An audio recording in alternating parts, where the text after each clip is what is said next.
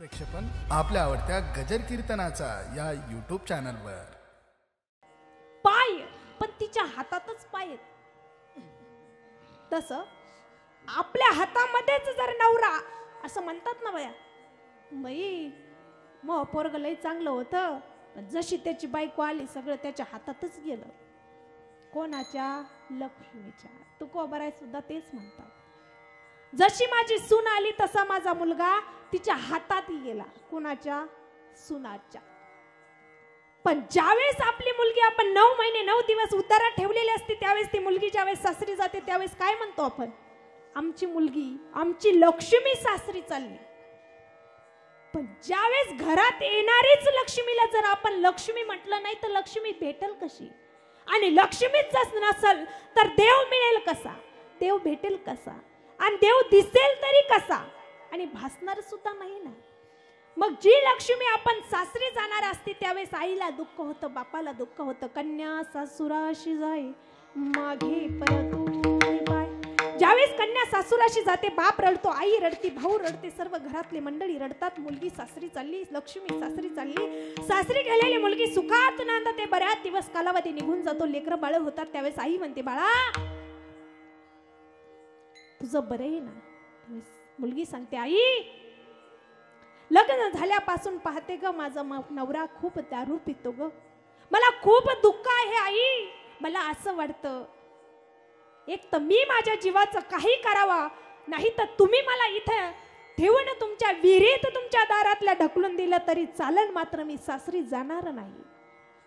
आई सांगते, बाळा ज्या घरी तू लक्ष्मी म्हणून गेली आहेस ना त्याच घरी तुला नांदणं आणि त्याच घरी मरण, हे दोन लक्षण तुझ्या लग्न झालं त्याच दिवशी ठरलेले आहेत ग. आपल्या घरी जी लक्ष्मी येते त्यावेळेस काय म्हणतात? सासरवासा जीव ओढे तुझ पासी. तुकोबाराय सांगतात, देवा मी सून आहे, तुझी सून. असं समज, एवढा उशीर लागला मला तुझं दर्शन घेण्यासाठी. आपल्या घरात जी सून येते तिला सून म्हणत नाही. तुकोबाराय सांगता माझा जीव सून आहे, आणि हा सून रूपी जीव तुकोबाराय सांगता तुझ्याकडे येण्याकरता उशीर झाला. देवा सासरवासा जीव भीतो ओढे तुझं पासी. ओढे. तुकोबाराय सांगतात, देवा जीव खूप वडत आहे रे तुझ्यापाशी, पण सासू असल्यावर सुनाचं काही चलतं का?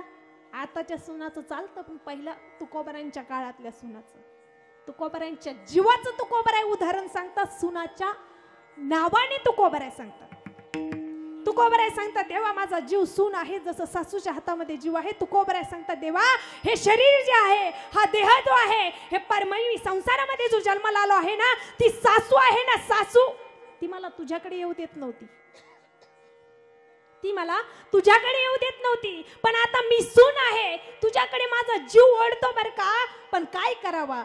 सासूरूपी संसार जो आहे ना तो येऊच देत नाही. तुम्हाला काय वाटतं, सून असली म्हणजे सासू होता येतं का? तुकोबारायने उदाहरण दिलं असतं का? आणि संतांनी तुमच्या आमच्या उदाहरण दिले असते तर आज कुणी कीर्तनच ऐकलं नसतं. पण लोकांना तरीही कीर्तन कळत नाही. लोक म्हणतात नाही नाही नाही असं कीर्तन नाही, झोप येते.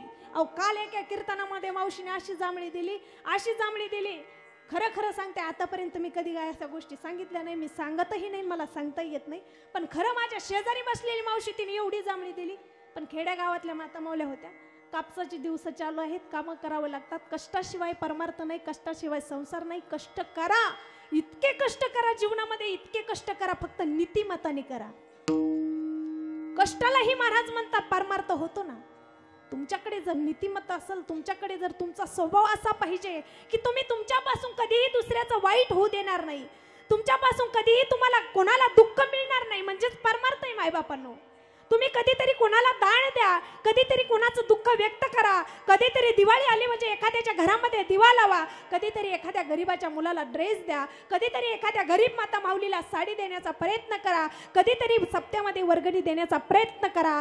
सुख मिळाल्याशिवाय राहणार नाही. अरे ही गोष्ट जरी माणसाने नाही पाहिली तर भगवंत पाहिल्याशिवाय राहत नाही. महाराज म्हणता, घडी घडी काळ वाट ज्याची पाय अजून किती आहे अवकाश. अरे तुझी वाट तो वरती बघत आहे, त्याची वाट बघण्या अगोदर तू काहीतरी कर. वरती गेल्यानंतर तुझं सर्व काही लिहिलेलं असेल, तिथं सगळं काही लिहिलेलं असेल.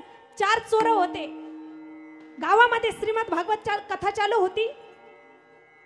बाप मेला आणि त्यावेळेस बापाने सांगितलं, हे पोरांनो हो, काही झालं तरी चालन, आपला चोरीचा धंदा सोडायचा नाही आणि दुसरं कधी काही ऐकायचं नाही. चौघे जण होते, गावातून चालले होते. मात्र एका जणाच्या चप्पल जी आहे त्याच्यामध्ये काटा होता आणि तो काटा चौघे जणांनी असे कानाला हात लावले. कानाला हात लावत असताना सगळे चौघे जण जाऊ लागले. मात्र एकाच्या पायाच्या चप्पलमध्ये काटा होता. तो काटा काढण्याकरता श्रीमद भागवत कथेतले काय झाले, त्याच्या कानावरती शब्द पडले. नेमिष सुतमासिनी विवाद्य महामती कथामृत रसा स्वाद कुशल शोनको भ्रमी. ज्यावेळेस कथा कानावरती पडली आणि ती कथा कानावरती पडल्यानंतर काय झालं, तो निघून गेले, चोरी केली. अशा चोऱ्या करत करत काय झालं, एक दिवस त्यांना मरण आलं. वरती गेल्यानंतर यमाने विचारलं, बाबा काय केलं? त्यांनी सांगितलं, आम्ही चोरीशिवाय दुसरं काहीच केलं नाही. यमाला चोरांनी प्रश्न केला, आम्ही चोरीशिवाय दुसरं काही केलं नाही, पण तुम्ही आम्हाला मारलं का? त्यावेळेस यमाने सांगितलं, मला अगोदर तुमचं रजिस्टर पाहू द्या, तुम्ही काय पुण्य केलं आहे. पण त्याच्यामध्ये त्यांच्या कानामध्ये जी भागवत कथा ऐकली होती ना, त्या भागवत कथेमुळे त्या यमाला त्यांना काय करावं लागलं, मोक्ष द्यावा लागला. मोक्ष. ते म्हणल्या, हा आमचा पुरावा आहे ना म्हणे. चौघांनी सांगितलं, यमा तू काय म्हटलं होता, तुम्ही जे केलं नाही ते करावं लागेल, जे केलं आहे ते करावं लागेल, पण आता इथं आमचं पुण्य मिळालं आहे, यामुळे तू आम्हाला काय दिसेल? आम्ही त्याच्या चोरीच्या मोबदल्यात तुला देह दिला, आमचा जीव दिला, आमचा प्राण दिला, पण आमचं पुण्य बदल्यात तुला काय द्यावं लागलं? यमाचं डोकंच चालना बंद पडलं. यमाने सांगितलं, घ्या बाबा मोक्ष. काय म्हटले? मोक्ष घ्या, मोक्ष. फक्त एवढ्याशा पुण्याने जर मोक्ष मिळतो, मग भागवत कथा जर नित्यनेमाने ऐकली, कीर्तन ऐकलं, कीर्तन चांग होय अंग हरिरूप. अरे हे कीर्तन चांग आहे आणि या कीर्तनातून महाराज तुकोबाराय सांगतात, त्या लक्ष्मीकडे जायचं आहे. ज्या लक्ष्मीने नाथ बाबाच्या घरी 12 वर्ष पाणी भरलं, 12 वर्ष देवाने चंदन घासलं आणि त्याच देवाच्या कपाळाला नाथ बाबांनी चंदन लावलं. 36 वर्ष ज्याने चाकरी केली अशा तुकोबनाथ बाबा कबडीने पाणी जागरी चक्र पाणी वाये. कावडीने जागरी चक्र पाणी वाये. ये कावडीने पाणी जागरी चक्र पाणी वाये. कावडीने पाणी जागरी चक्र पाणी वाये. अनन्य भक्ती भावे निळावंदित से पाय. अनन्य भक्ती भावे निळावंदित से पाय. अनन्य भक्ती भावे निळावंदित से पाय. अनन्य भक्ती भावे निळावंदित से पाय. सद्गुरु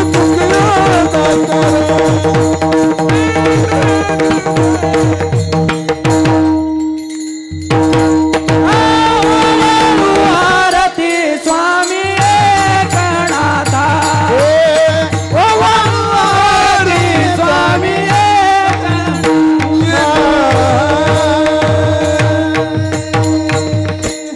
आनंदाची डोई, आनंद तरंग. याच्या आनंदामध्ये ज्यावेळेस माणूस भगवान परमात्म्याकडे जातो ना, त्यावेळेस देह भान विसरून जातं. तुकोबाराय गेले, नाथ बाबा गेले, नामदेवराय देह भान विसरून गेले. हो, नामदेवराय कीर्तन करायला लागले, देव पुढे नाचायला लागले. जनाबाई अभंग म्हणायला लागल्या, जनाबाई अभंग म्हणायला लागले. त्यांच्या अभंगाचा गोडवा ज्यावेळेस भगवान परमात्म्याच्या कानावरती पडला, देव नाचायला लागले. आनंद आनंद घेण्याचा प्रयत्न केला ना तर देव मिळतो. आता आपल्या सुंदर महाराजांना सुद्धा देव भेटला. आता एवढ्यात कळालं का? आनंदात देव कळत नाही, पण आनंदाचं सुख जे आहे ना ते माणसाला मिळाल्याशिवाय राहत नाही. बरोबर आहे का नाही? म्हणून या आनंदाचा सुख ज्यावेळेस घेतो ना माणूस, त्यावेळेसच माणसाला कळत. आता तुम्ही लांब बसतात, विठ्ठल विठ्ठल म्हटलं तर विठ्ठल विठ्ठल म्हणत नाही, भजन करत नाहीत, कधी घरी बसलं तर हरिपाठ करत नाहीत, कधी आपण कोणाचं चांगलं विचार करत नाहीत. आणि महाराज म्हणतात, ज्यावेळेस आपण घरी बसतो, कुठेही बसलो तरी आपल्याला दुसऱ्याचं निंदा केल्याशिवाय जमत. मग हे पाप आपण डोक्यावर घेऊन जातो, मग आपल्याला मोक्ष तरी कसा मिळेल, देव तरी कसा भेटेल, भक्ती तरी कशी घडेल आणि नामचिंतन तरी मुखात कसे येईल. ह्या सगळ्या गोष्टी घेण्यासाठी महाराज म्हणतात तुम्हाला पूर्वजन्मीचं पुण्य लागल हो. तुमचं जर पूर्वजन्मीचं ही पाप आणि ह्या जन्मीचं ही पाप असेल तर महाराज म्हणता पुनरपी जननम पुनरपी मरणम. अरे तुम्हाला तेच करावं लागल. काय करावं लागल? दुःख भोगावं लागल. दुःख का भोगावं लागल? संसार मिळेल आणि संसार मिळाल्यानंतर काय करावं लागल? महाराज म्हणतात तेच पुत्र जन्माला येईल. पुत्र जन्माल्यानंतर काय होईल? सुख देईल का? नाही देणार. आणि पुत्र जन्माला आल्यानंतर महाराज म्हणतात संसारात फक्त आणि फक्त काय? दुःख मिळतं. दुःख. सुख पाता जवा पाडे दुःख पर्वताए बडे दुःख पर्वताए बडे दुःख पर्वताए बडे सुख पाता जवा पाडे दुःख पर्वताए बडे. मंदिरात यावा का नाही? आम्ही चोखोबाराय सांगतात देवा मंदिरात यावा का नाही? पण देवानी सगळ्याला अधिकार दिला. इथे सगळ्यांना अधिकार आहे. जो येईल त्याला अधिकार आहे. इथे जात कुळ भेद धर्म हा काही बाडल्या जात नाही. म्हणून ते ह्या धर्म मंडपात प्रत्येकाला बोलावल्या जातं. अहो आपलं लग्न असतं गावात असतं का नाही? मराठ्यात लग्न असतं त्यावेळेस मराठीच लग्नाला येतात. उगा थोडेसे काहीतरी मित्रमंडळी दुसऱ्या जातीचे येतात. पण कीर्तनात कधी, भागवतात कधी, रामायणात कधी पाहिलं का कोणाची जात धर्म नाही? इथे पाहिल्या जात नाही. मग महाराज म्हणता इथे काहीच पाहिल्या जात नाही. फक्त तुम्ही करा. इथे या आणि इथे आल्यानंतर जे घ्यायचं ना ते घेण्याचा प्रयत्न करता. आणि हे जर तुम्ही घेतलं तर तुम्हाला सुख तर नक्कीच मिळाल्याशिवाय राहणार नाही. मग ते सुखासाठी तुकोबाऱ्या सांगतात आम्हाला लक्ष्मी मातेकडे जायचं. लक्ष्मी मातेकडे गेल्यानंतर लक्ष्मी माता काय करेल तर भगवान परमात्म्याचे पाय जे आहेत ना ह्या पायाचं दर्शन घेऊन देईल. कोण? लक्ष्मी माता. मग ह्या पायाचं दर्शन घेण्याकरता लक्ष्मीकडे जावं लागलं. लक्ष्मी सांगते देव इथे नाहीत. दुर्लभ भेट आहेत देवाची. देव इथे नाहीत. त्यावेळेस तुकोबाऱ्या सांगतात लक्ष्मी माता काही म्हणा देवाची भेट घालून द्या ना. जीव फार कासावीस झाला आहे देवाच्या भेटीसाठी. देवाची भेट घालून द्या ना. साधक मंडळी तुकोबाऱ्याला म्हणू लागले तुकोबाराय एवढा परमार्थ केला, एवढा गाथा लिहिला, एवढं सर्व काही तुम्ही आयुष्य सगळं परमार्थात घातलं, मग देवी लक्ष्मी माता तुमचं दर्शन देवाचं का होऊ देत नाही? त्यावेळेस लक्ष्मी मातेने सांगितलं देव भेटेल, देव भेटतो, पण देव भेटण्या अगोदर तुम्हाला काय करावं लागेल तर महाराज म्हणतात आयुष्यात तुम्ही ज्या जन्म जगत आहात, जे जीव जगत आहात, या जीवाने तुम्हाला काय करावं लागेल तर लक्ष्मी मातेकडे जाण्या अगोदर सुद्धा तुम्हाला लक्ष्मीची भेट सुद्धा दुर्लभ होईल.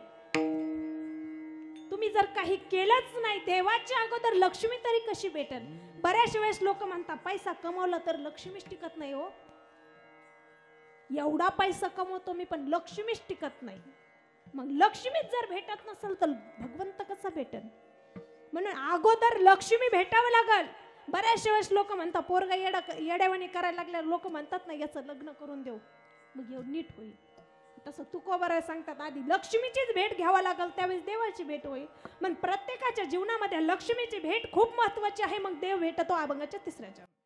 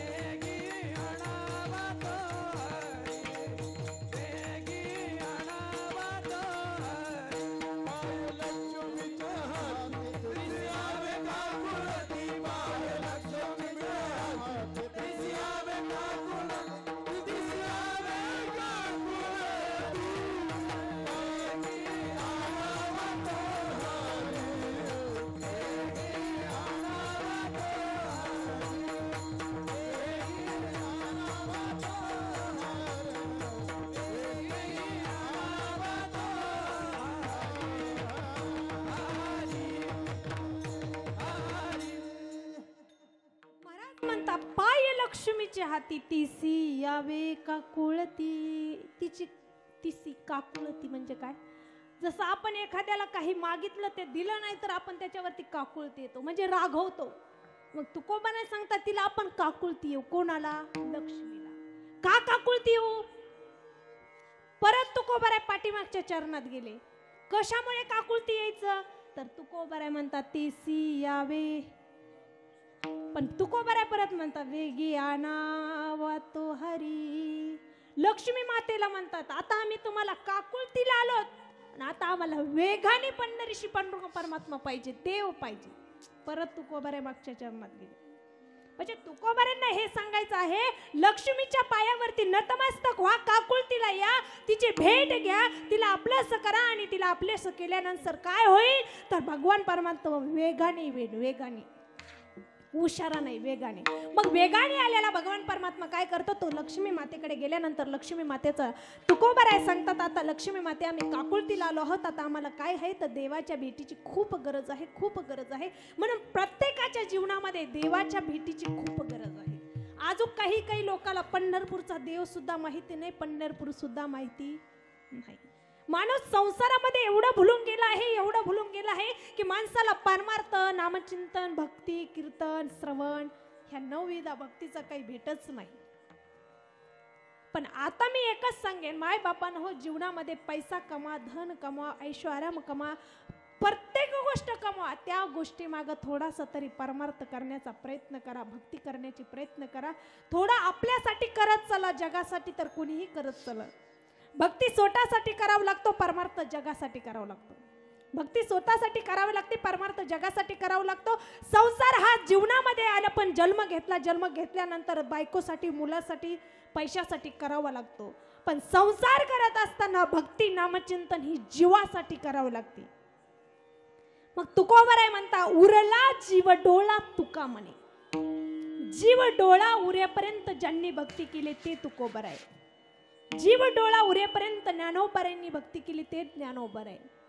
ज्यांच्या आजही समाधीचं 750 वर्षापासून त्या समाधी संजीवनच आहे. माणसाचं 7 दिवस सुद्धा कोणी नाव घेत नाही, तरी ज्ञानोबारायांचं आजही माणसाच्या मुखात तितकंच नाम आहे. का तर महाराज म्हणता अवघाची संसार सुखाचा करील, आनंद भरीन तिन्ही लोके.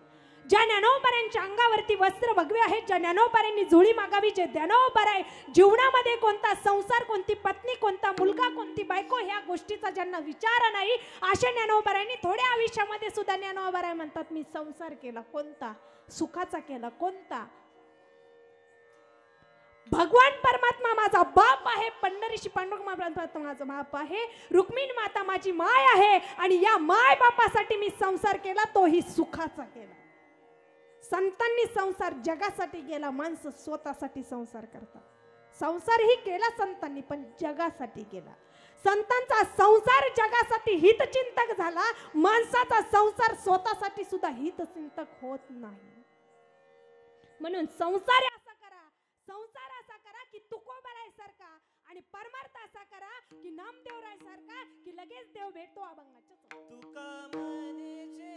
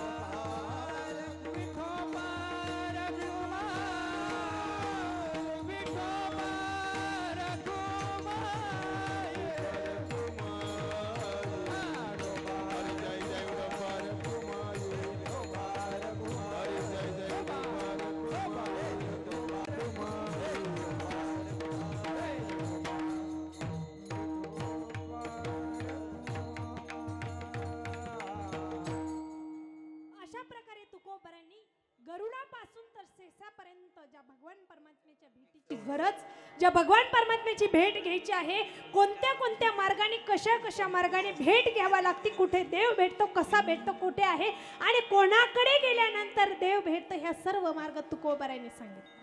पण तोच मार्ग संत जनाबाईला लागला नाही. ज्या संत जनाबाईचा जन्म झाला, संत जनाबाईचे आई वडील नाही आहेत. लहानाची मोठी व्हायचं आहे, मोठं झाल्यानंतर काय करायचं आहे, संत जनाबाईंची भक्ती, संत जनाबाईची भक्ती, संत जनाबाईचा परमार्थ. संत जनाबाई जे तुकोबारायांनी सांगितलं तेच संत जनाबाईचं चरित्र सुद्धा सांगतो. पण संत जनाबाईला तो मार्ग लागला नाही जो तुकोबारायांना लागला. ज्या नामदेवरायांच्या घरी 14 माणसं आहेत, अशा 14 माणसाच्या घरी जेवढ्या गौऱ्या थापाव लागत होत्या तेवढ्याच भाकरी सुद्धा थापाव लागत होत्या. जेवढ्या गौऱ्या थापाव लागत होत्या तेवढ्या भाकरी थापाव लागत होत्या. जेवढ्या भाकरी थापाव लागत होत्या तेवढीच चाकरी करावं लागत होती. आणि जेवढी चाकरी करावं लागत होती तेवढीच भगवान परमात्म्याची भक्ती करावं लागत होती. तेवढीच भक्ती करत असताना संत जनाबाईला संध्याकाळी जात्यावरती दळण दळावं लागायचं. दळण दळत असताना संत जनाबाईला दळण दळण्याकरता तुकोबाराय, संत जनाबाईला दळण दळू लागण्याकरता देव आले. आणि देव आल्यानंतर संत जनाबाईला सांगतात, जने दमलीस का ग?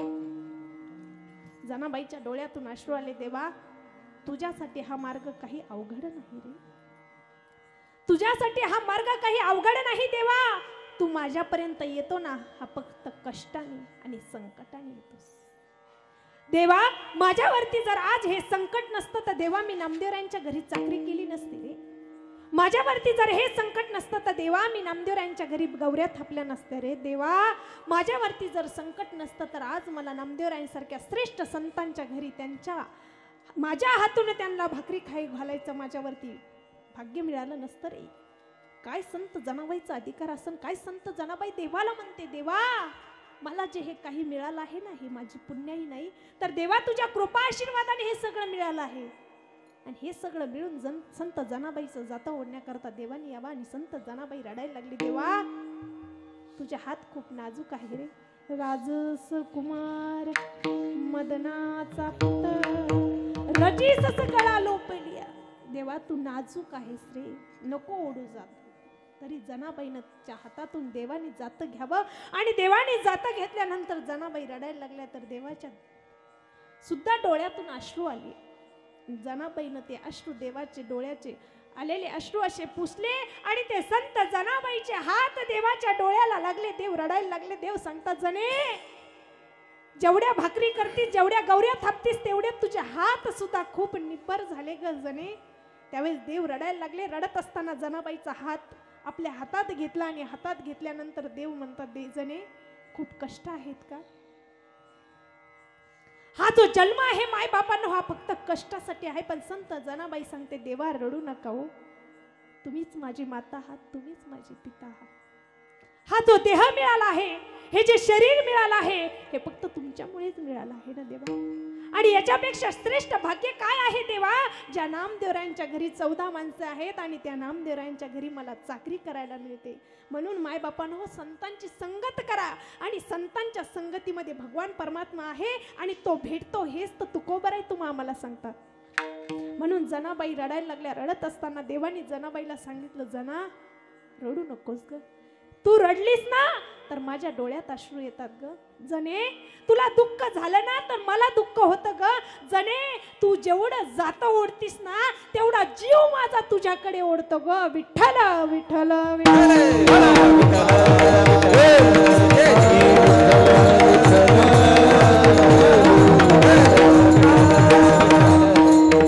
म्हणून माणसाचं आणि देवाचं नातं इतकं कठोर करा, इतकं कठोर करा की संत जनाबाई सारखा देव आपल्याकडे आला पाहिजे. जनाबाईचं जातं जेवढं ओढायचं तेवढं जनाबाईला देव म्हणतात. देवा जनाई जेवढं जातं तू विठ्ठल विठ्ठल म्हणून ओढतेस ना तेवढा माझा जीव तुझ्याकडे येण्याकरता ओढतो ग. पण समचरण विठेवरती उभा असणारा पंढरीशी पांडुरंग परमात्मा भिवरेच्या तिरी उभा आहे आणि भिवरेच्या तिरी उभा असणारा पंढरीशी पांडुरंग परमात्मा नामदेवरायाला सांगतात, नामा मला भक्ताकडे जायचं आहे. नामदेवरायांनी ओळखून घेतलं, देवा तुम्ही जर विठेवरून गेला तर इथं कोण थांबन? तुम्ही जर सारखं सारखं जनाबाईकडे गेले तर ह्या विटीवरती कोण थांबन देवा, इथे कोण थांबन? त्यावेळेस नामदेवरायांना देवानी सांगितलं, नामा देव भक्त संत भक्त हे एकच आहेत. नामदेवरायाला देवाने सांगितलं, नामा तू काही वेगळा नाहीस रे. त्यावेळेस सहज नामदेवर हसत खेळत नामदेवरायांनी कमरेवरती हात दिले आणि कठेवरती हात दिल्यानंतर नामदेवराय त्या विटेवरती उभा राहिले आणि देव जनाबाईकडे गेले. जनाबाईकडे गेलेले देव सांगतात, जने तू रडू नकोस ग. आणि त्यावेळेस जनाबाई सांगते, देवा आता हे सगळं विसरा बरं, हे सगळं रडणं विसरून जा.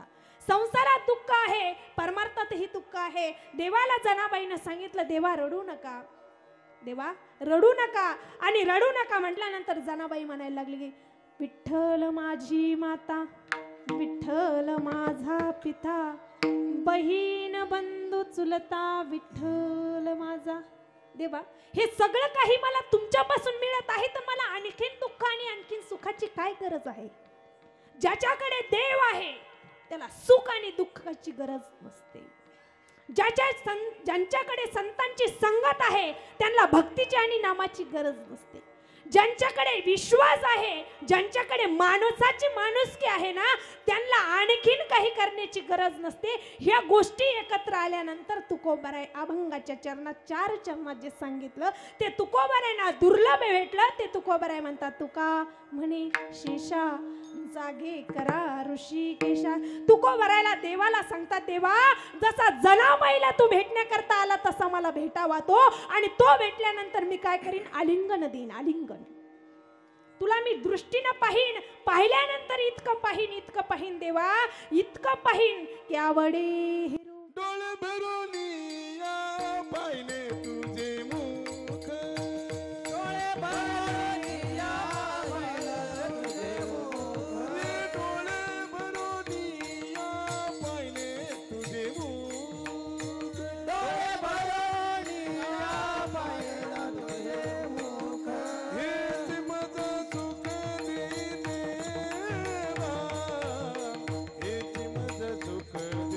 देवा, हेच माझं सुख दे देवा, हेच माझं सुख दे देवा, हेच माझं सुख दे देवा.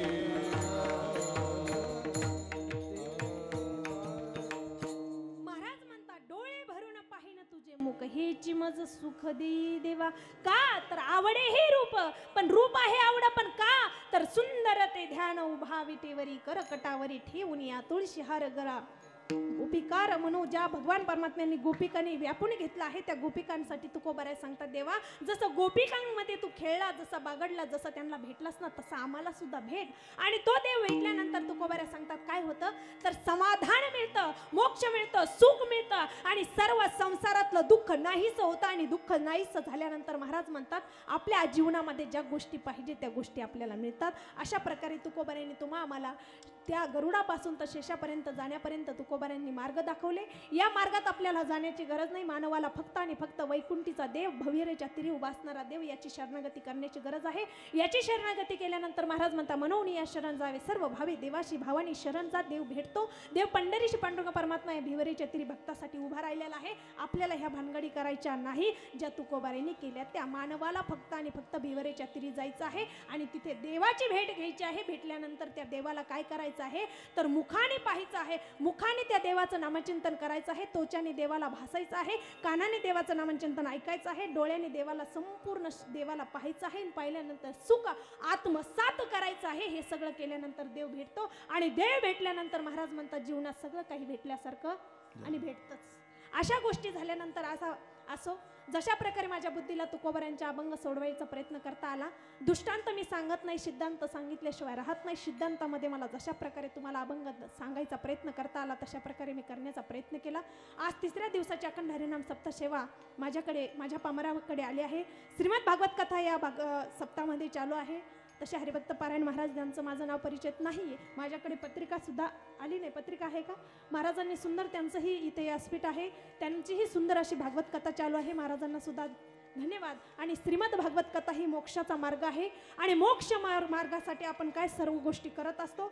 स्वामी रामेश्वर महाराज सरस्वती महाराज वेशपूरकर टाकळी यांचा श्रीमद भागवत कथा आहे. त्यांना सुद्धा धन्यवाद. तसेच असणारे आपले हरिभक्त पारायण माधव महाराज यांचं सुद्धा या संस्थान यांच्या संस्थानातले विद्यार्थी महाराजांनी मला इथे येण्याचा योग दिला. महाराजांना सुद्धा धन्यवाद. तसेच असणारे आज ज्यांचं अन्नदान आहे त्या आजी दुसऱ्या सर्व माता मंडळी त्यांच्या वतीने हा अखंड हरिनाम सप्ताह होत आहे. असाच सप्ताह होत राहावं, अशीच भागवत कथा तुमच्या कानावरती श्रवण होत राहावी हीच विश्वासचरणी प्रार्थना करेल. तसेच असणारे आमचे सुंदर महाराज त्यांनी सुद्धा सुंदर साथ दिली आणि हे माझ्यापेक्षा वयाने ज्ञानाने मोठे आहेत, माझ्या कीर्तनामध्ये उभे आहेत. त्यांना सर्वांना द्यावे तेवढे धन्यवाद. तसेच आता हे पहा लहान महाराज लोक मोठ्या महाराजांच्या कीर्तनात बसायचं म्हटलं 4 वेळेस विचार करतात, पण आम्ही यांच्यापेक्षा खूप लहान आहोत तरीही तुम्ही मला साथ दिली. तुम्हा सर्वांना द्यावे तेवढे धन्यवाद. विशेष म्हणजे दोन्ही सुंदर असे पकवाजे मृदंग मेरू आहेत त्यांना सुद्धा धन्यवाद. तसेच असे असणारे अशोक महाराज त्यांची सिस्टीम आहे का सुंदर अशी सिस्टीम आहे. सगळं गोष्ट सिस्टीमवर असते. माझा आवाज तुमच्यापर्यंत पोहोचवला. तसे असणारे हरिभक्त पारायण अशोक महाराज त्यांना सुद्धा धन्यवाद.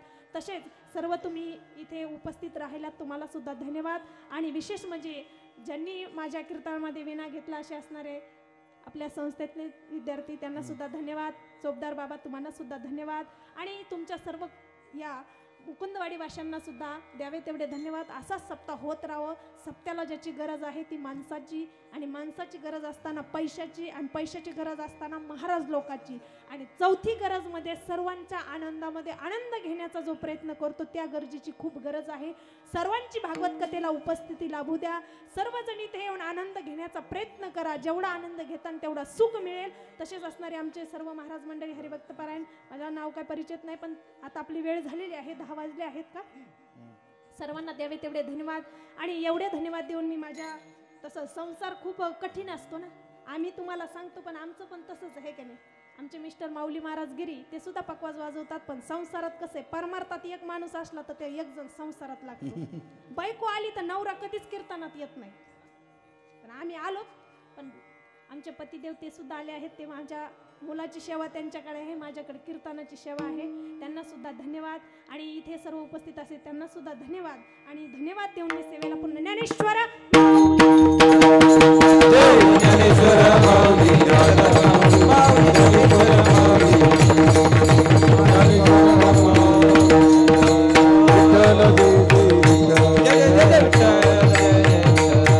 प्रेक्षेपण आपल्या आवडत्या गजर कीर्तनाचा या YouTube चॅनलवर.